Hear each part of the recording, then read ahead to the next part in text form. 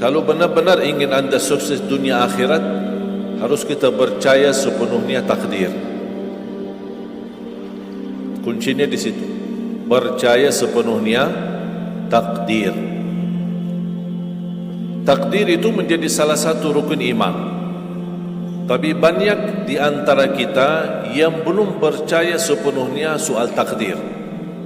Dan kita sifat manusia, mohon maaf, suka tidak adil. Contoh, kalau Allah berikan karunia, nikmat, pertama kita lupa bersyukur.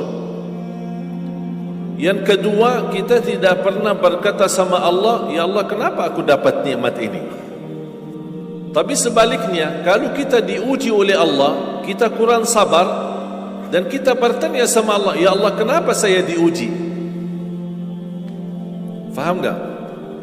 Kalau kita dapat nikmat, ada enggak orang-orang yang lulus misal ujian, dia berkata, ya Allah, kenapa saya lulus ujian? Tak pernah. Tapi kalau dia tidak lulus, dia bilang apa? Ya Allah, kenapa saya tidak lulus? Ketika ditimpa musibah, dia selalu merasa nyesal atau merasa sakit hati, tersinggung, berkata sama Allah, kenapa saya diuji padahal saya orang baik, saya jaga salat, saya berusaha mendekat sama Allah, tapi saya merasa bertambah berat ujiannya. Tapi sebaliknya, ketika diberikan nikmat, dia tidak pernah menyebutkan, ya Allah, kenapa saya mendapatkan nikmat ini? Kayaknya si fulan lebih fantas mendapatkan nikmat. Itu tanda manusia tidak adil, tidak bersikap adil. Makanya subhanallah, semakin anda mantap imannya terhadap takdir, semakin hidupmu jadi nikmat.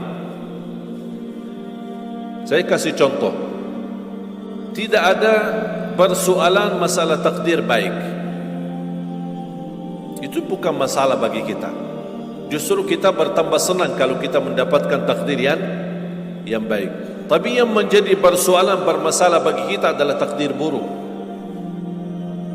Ketika ditimpa musibah, ketika ada ujian, ada sakit, kesulitan, penghasilan yang tidak mencukupi, dan banyak masalah keluarga, masalah rezeki, masalah sama majikan, masalah di kerjaan, itu yang membuat banyak beban fikiran.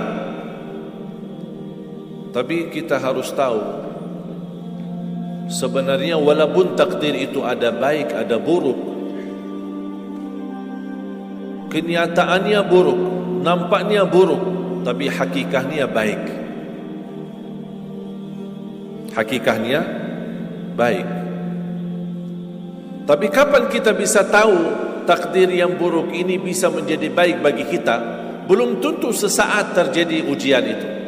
Bisa jadi belakangan, bahkan bisa menjadi sekian lama baru kita tahu dan sadar ternyata takdir itu baik bagi kita.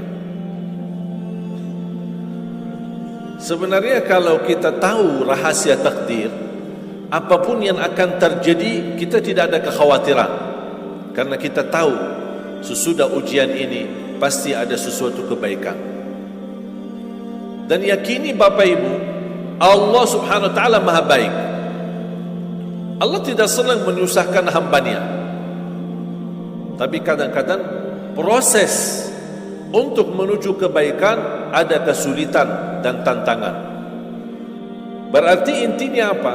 Apa yang saya ingin sampaikan, jangan ada yang merasa sakit hati atau merasa tersinggung ketika menghadapi ujian, merasa belum terkabul keinginannya. Allah sudah kabulkan, InsyaAllah tidak ada di antara kita yang ditolak doanya. Cuman kita mohon maaf kadang-kadang buru-buru, ingin selalu semuanya cepat.